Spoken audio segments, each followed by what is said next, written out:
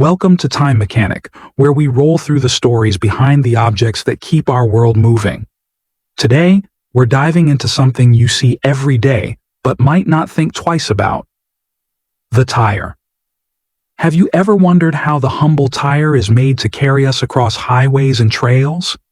A big thank you to our viewer, Alex, for suggesting this topic. It's a fantastic one. So, how did the tire become such an essential part of our lives? Let's hit the road and find out. So, what's a tire? It's a tough rubber ring that wraps around a wheel, filled with air to cushion and grip the road. Think of it like a sturdy, flexible shoe for your car, keeping it steady no matter the terrain. Tires are durable, reliable, and built for safety. You'll find them on cars, trucks, bicycles, and even airplanes, helping us commute to work, haul heavy loads, race on tracks, or explore off-road adventures. Let's get into the rubbery details of how a tire is made. We can break it down into three main steps: preparation, building, and curing. It all starts with raw materials. The main ingredient is rubber, both natural, from latex and rubber trees, and synthetic, made from petroleum. This rubber is mixed with carbon black for strength, silica for grip, and chemicals like sulfur for elasticity. It's like whipping up a recipe for a super tough cake. Steel wires are also prepared for the tire's bead, which locks it onto the wheel, and fabric cords, like polyester or nylon, are woven for the tire's inner structure. Next, the tire is assembled layer by layer on a rotating drum, like building a lasagna. First, the inner liner, a thin rubber layer, keeps air inside. Then, fabric and steel cords are added to form the tire's skeleton, giving it shape and strength. The sidewalls and tread, the part that grips the road, are layered on, with the tread pattern carefully designed for traction. The steel bead is fitted to hold the tire in place. This green tire looks like the real thing but is soft and sticky, not ready for the road yet. Here's where the magic happens. The green tire is placed in a mold and heated to about 300 degrees Fahrenheit, 150 degrees Celsius, under high pressure in a process called vulcanization. This makes the rubber hard, durable, and elastic, locking all the layers together.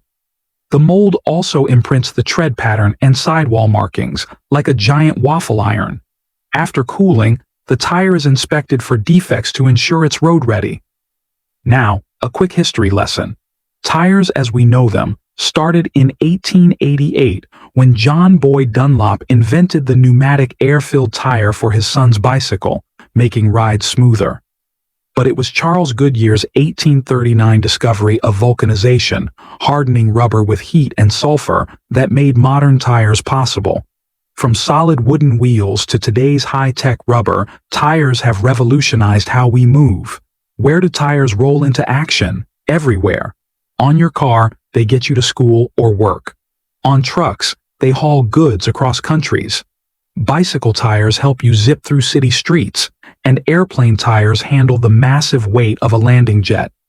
Even in motorsports, specialized tires grip racetracks at breakneck speeds. Why do tires matter? They're all about safety, efficiency, and durability. A good tire keeps you steady in rain, snow, or mud, and modern designs improve fuel efficiency and last for tens of thousands of miles.